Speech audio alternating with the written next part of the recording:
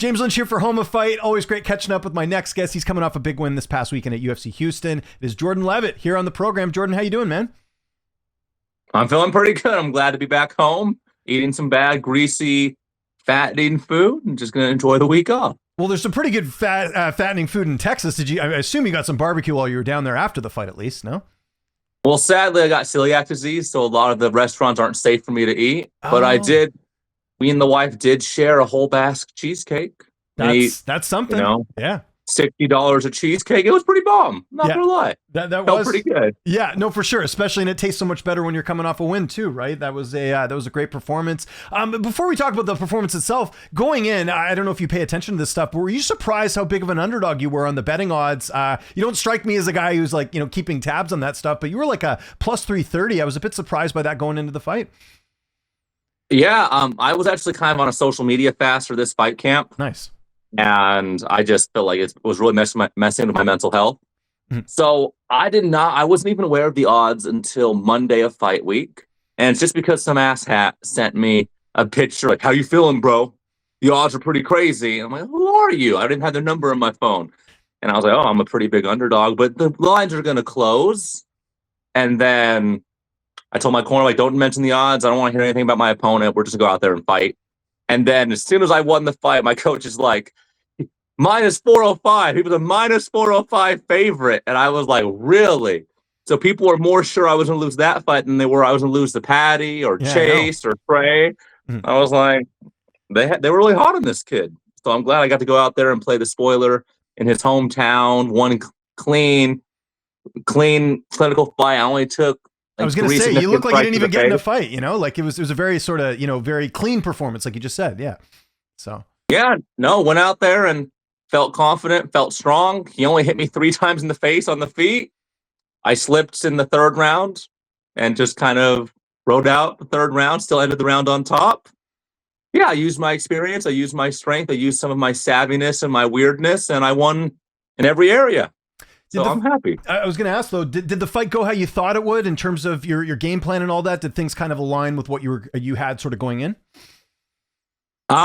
I did think there would be more urgency from him, especially once I got on top, but he did a very good job at holding overhooks and inside position. Like, he was being very careful, and it's hard to make fun grappling exchanges happen unless two people are playing the game. So he wanted just to let me win the rounds, and I was happy just to let him give me the rounds. And then the 3rd round, I thought, I'll do some fancy jiu-jitsu on bottom. He's trying to kill me. But he couldn't break the lock. And if he wasn't going to break it, I wasn't going to put myself in danger. So I'm just happy I outstruck him on the feet. I got almost 8 minutes of control time. Only got hit for like 30 seconds. My coach was like, you tighten up a little bit. You're having too much fun. And then I got back on my bicycle. People were booing. They were booing so fast. I'd get him down for a second. Boom. But when he was on top doing nothing, there was no boo. They were just cheering. So I'm happy about it. And again, good performance. You've had a lot of good wins. Where does this one sort of rank, especially knowing the odds going in, people counting you out? I know you had a bit of a layoff too. Like where does this win rank in terms of career highlights? I think because I felt really healthy. For the most part, I was having some like nausea. I think I have a little bit of a stomach bug. So rehydration was a little difficult. But I mean, it's a decision. Yeah. Decisions aren't as cool, aren't as fancy as my highlights I've gotten. But I would say it's have to come towards the bottom of the barrel, if I'm being honest. Yeah. Even when I fought Trey Ogden to a decision, which I thought was way more boring, I hated that fight. But I had a broken leg when I fought Trey, and I still won. So I think I'm a little bit more proud of the Trey Ogden win because I was a smaller guy and I was injured. But this one, I didn't think I was the underdog. I thought I was going to win. I didn't think this kid was going to beat me, and I went out there. I just acted with confidence and just dominated. So yeah, I felt okay about it. You mentioned the stomach bug. Was it ever serious enough where you thought you might have to pull out of this fight, or was it one of those manageable things? I kept almost vomiting during my warm up and during my shakeout. Okay. And I was just like, oh, I'll be fine. Like it's going to go away. Was drinking baking soda water, like a bunch of it, wasn't getting better. you can't take a lot of antacids backstage. Right. You know, you can't do any of that. So I was just kind of hoping it was going to pass. But during the warm up, I'm like, okay, guys, like, I'm not going to kick or do any like guard work because I don't want to like vomit and then have the fight get canceled. Mhm. So went out there. I'm like, as long as he doesn't hit me in the body, I'll be totally fine. The first thing he hits me with, jump deep to the body. I'm like, That's ah, right. shit, Yeah, why I was not? just thinking that. Yeah. That's hilarious. I'm going to shit myself. You're like, And then I God. got him down. And yeah, I'm glad we both primarily try to counter on the feet because I could slow things down and keep my body safe. Yeah. Okay. Well, glad it worked out because, again, you got the big win, and that's always great. Now, we talked about sort of narratives going in, obviously, with the underdog and stuff. One of the narratives I'm seeing now, and I'm assuming you have seen social media after the fight, right? Because I'm sure you got a lot of props too, right? Like you've seen some of the stuff. The thing I keep seeing about this fight that people are talking about is not your performance, unfortunately. It's this Isaac Dulgarian fight, the fight previously. What do you make of that? Because people are saying that, like, you know, they're almost looking at your opponent and saying, well, he didn't even fight that good in this fight. So how could Isaac Dulgarian lose? I'm assuming you've seen this because you're smiling, right? You've seen all this. What do you make of that? No. So there's like several components. Yeah, for sure. It is pretty complicated. So go ahead. Yeah. But like Isaac Dulgarian, he's definitely going to jail now. He couldn't stop a single takedown this fight. Yeah. So maybe I got rid of two prospects in my division in There one you fight. go. Maybe I don't have to worry about Isaac Dulgarian or Yadier again. But also it's like Yadier, I mean, Isaac Dulgarian's a very strong wrestler, but he's not the best grappler. Mhm. So maybe Isaac, assuming the fight was thrown, Right. and I don't know. Mhm. Maybe Isaac does take him down, but can't hold him down. Maybe Isaac takes him down, but doesn't finish him. I'm a better grappler than Isaac Dulgarian. Mhm. Like I have sparred people that he has fought, and I submit them easily. We're totally different styles. Mhm. You know, and so it's like you can't draw conclusions. Like me and him are both strong grapplers. He's a probably better wrestler. I'm a better grappler. I have more submission threat. But I went into this fight assuming the fight wasn't a thrown fight, and I didn't care because I don't know. But I could tell you what, if I would have lost the fight in the first 2.5 minutes after shooting and giving my back, you would have known it was rigged. Mhm. Like I ain't losing a fight like that. Of course. Yeah. Different styles. Yeah. So yeah, there's a lot of the memes are really funny. Like Isaac's going to jail. Like the FBI's going to use this fight as evidence, and I don't know. I don't know. Yeah, allegedly, we'll use the word allegedly. I mean, you know, it's interesting because I remember after the fight was done, I looked at my timeline on Twitter and I just saw Isaac Dulgarian, like everything. And that never happens with the fight. Usually it's the guy who won or the guy who lost or whatever. I thought that was interesting. You know, it's like, does that bother you though? Or do you just kind of like, you're pretty lighthearted. I mean, I got to give you credit, Jordan. Like you do take things very well in stride. Some fighters don't. And I get it when the fighters that don't either, because there's a lot of mean people online, but you're very good at that. So when you saw all this happening, it seems like you kind of just took this as a joke, or did it bother you a bit that people are talking more about that? I think if I would have had a highlight reel finish, it would have bugged me. But the fact that, you know, some people thought it was boring, and I don't care. It takes two to tango. I can't make a fight exciting unless I want to fight stupid. No, I think it's all funny. Like I ruined a lot of people's parlays, and I think a lot of people are going to be bitter about that. Mhm. A lot of people just don't like me. That's fine. Yeah. I'm boring except when I bonus in 90 seconds or when I get slammed or I go viral. I'm so boring. Yeah. I'm so boring except when I'm not. So, you know, I've been in this space for 15 years. MMA fans are the most fickle of sports fans. So you could be a killer and then you could lose to the number 5 in the world and like, oh, he's a bum. He was never any good. Yeah. I already know I'm a top 1% mixed martial artist. I got to the UFC. Less than 1% of fighters do that. And only half those fighters make it to the second contract. I'm on contract number 3, about to be on contract number 4. I'm a top 0.5% mixed martial artist. So a bunch of people with Habib as their profile picture, a bunch of basement dwellers, a bunch of people who are anonymous online. They'll hate me, and that's cool because they're inconsequential.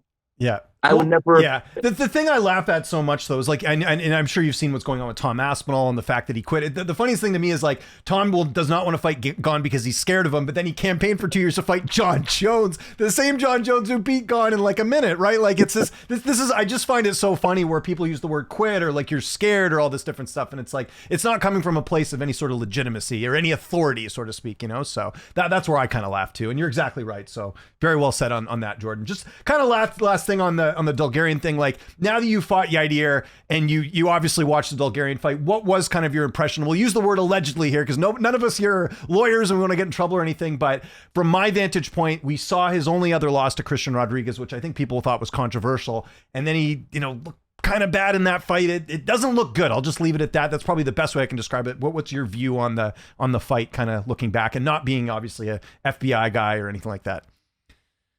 I mean, a lot of fighters are hurting financially. Mm-hmm. And part of that is because fighters, I think, I honestly just truly believe MMA fighters or professional athletes in general, they're lazy people. We do this because we love this and we happen to be able to make money for this. Like, I know I can make way more money doing something else. Mm-hmm. But also, I've never hurt for money in this sport because I bonus. I make the money. I can take a year off to go down a weight class if I have to. And I'm smart with it. I'm making good decisions. So I see a lot of fighters. I can understand why they give into pressure. If you're offered a backroom deal, if you're offered a chance to change your life, and you're not confident that you can do that through this sport, it's just always gonna be a temptation. So if Isaac Dulgarian did throw the fight, I can't judge his character. He's got children. He's got a wife. He's got a limited time he could do in this sport. And he was having trouble finding fights because he was a highly touted prospect. So it's going to happen. We know it happens. We don't have proof of it until James Krause kind of made it too obvious with his dang Discord and whatnot. But it's gonna be a thing. It's a thing in all combat sports. But most of the rigged fights, you don't need to get both fighters on board. You just got to do a squash matchups maybe between an undefeated Cuban prospect and the grizzled Monkey King where you're supposed to lose in the hometown. Right, like if they want to rig fights, they could do that. You know? So there's always going to be squash matchups or matchups that people, you could tell they want to go a certain way. Mm-hmm. So I hope Isaac Dulgarian, I hope his family's taken care of, honestly. Like, I don't think a single dude would just do that. Mm-hmm. I know Isaac wants to do the best he can in this sport. And if he was tempted to do something, I know he was doing it for, not to defend it, obviously. Yeah, we know what you mean. Yeah. I get it. It's hard out here. Yeah. Well said. Okay. Let's talk about you going forward. We're past that. I just had to get that out of the way. How was it fighting at 45? That was the other thing, right? Like you're changing weight classes and you look good in there. I'm assuming this is the new home going forward, but how was like the weight cut and how did you feel in there being at 145? Besides getting a little sick, it was my easiest weight cut I've had in the UFC. Oh, cool. I was 154 48 hours before weigh-ins and I was very energetic. I was just eating sardines like the last 3 days of weight cut, and I was just, having my fork, trying different flavors. And I only spent an hour and a half in the bath, and I made weight. Nice. So this is definitely my home going forward. I've made a lot of good, positive life changes. A lot of healthy habits are being built, and I'm still above 10% body fat. So I'm skinny. Haven't been this skinny ever, and I haven't been this skinny since high school. But I could get even a little skinnier, and the weight cut could be even better. And my goal is to make this weight cut just seamless. I want to be able to make 145 on short notice. I want to be able to fight 3 or 4 times a year. And I just got to stay healthy because last time I fought 45 before this, or I made weight, was in 2018. I got kidney failure, and the commission forced me to move up to 55. And so I'm just so thankful. I feel so blessed to be healthy enough to make 45 again, where I'm fighting people where I'm not dealing with a size disadvantage. I'm not the biggest 45er, but I do think I am the strongest. And I think I'm going to be able to show my strength even more apparently at this weight class. I think I'm going to be more confident. Even when Yadier landed his few strikes on the feet, I felt very calm. I was smiling at him. Yeah, I saw that. Yeah. It's nice. It's nice to see my opponent on fight week and you like see him in the hotel and not be like, ah, shit, this nigga's big. This guy's so big. I don't want to be in here. And yeah, it's nice to be a normal size, not be dealing with that weight discrepancy. Love it. That's great. When do you want to get back in there? Like you said, you kind of came out unscathed. I know you haven't maybe been fighting as frequently as I think you would like. So what's sort of the plan after this? In the back room, I'm like getting my gloves off. My manager's like, Sean wants to see how your April's like. I'm like, that's too soon. I'm going to eat a cheesecake. Like, I haven't had a cheesecake in 2 months, but I'm thinking June. Okay, cool. Or July at the very latest. And then I want to fight 2 more times this year. And then I want to be fighting for a number next year. So I got to stick with it, keep up with the fat burn, and I'll be making some waves. So I think June's obviously the White House, and then I think there's the Winnipeg card in Canada, and then July, end of June, possibly July, International Fight Week, which might be better for you as a Vegas guy, right? Because they always do that big card there. So that might be the option, right? Maybe July in Vegas, so or end of June. Yeah, that's the hope. There we go. Okay, that makes sense. What do you got planned the rest of the week? Again, you just mentioned getting back, eating cheesecake, you're home, you're doing the family man stuff. What's on the agenda the rest of the week? I am going to read some good books, and I'm going to start my next playthrough through the Mass Effect trilogy. I do that after all my fights. Awesome. I'm just going to put 150 hours into Mass Effect over the next month or so and going to finish some books and just hang out with my friends. Do you still buy physical books or are you like on the Kindle train at this point? Oh, no, I'm physical books all day. Okay. I have 3 bookshelves in here. So I was big physical book guy as well, but then I got a Kindle, and I got to say for traveling, it's so much better because I got like one of those little mini Kindles, and it's great for like putting in a backpack. So trust me, I see the value in having the hard copy because there's just something about having a hard copy book. Plus it's, cool to have in the background. But do you think you'd ever go over to the Kindle side for like a traveling thing? Like if you have a long flight, you don't want to pack a bunch of books. Would you consider it? Well, I have a Kindle. I'm all for performative reading. Yeah. If I'm out in public and I have a book, if I'm reading The Grapes of Wrath, I want you to know, like, oh, that's the guy that reads The Grapes of Wrath. That's a good point, actually. Yeah, no one knows what you're reading, right? So that's true. I even have it's like a bookmark like purse thing where you put the book on it and like you kind of carry around a book like a purse. I'm all for performative reading. I think most people are functionally illiterate, or they read at a 7th grade level in America. Yes. And I want to flex that. I want to flex that reading drip. But at home, when the kids are around, a Kindle is helpful because kids are always trying to pull at your stuff. Yeah, it's true. Yeah, it definitely keeps the books a little bit more organized. Jordan, this was awesome. Thanks so much for doing this. If there's anyone you'd like to thank before we get out of here, any sponsors, any social media you want to mention, I'll give you the last word. No, I just want to thank my team, my coaches, my training partner, my God. And yeah, I'll take a little bit of the stuff for myself, but I'm just so thankful for my entire support system. Awesome.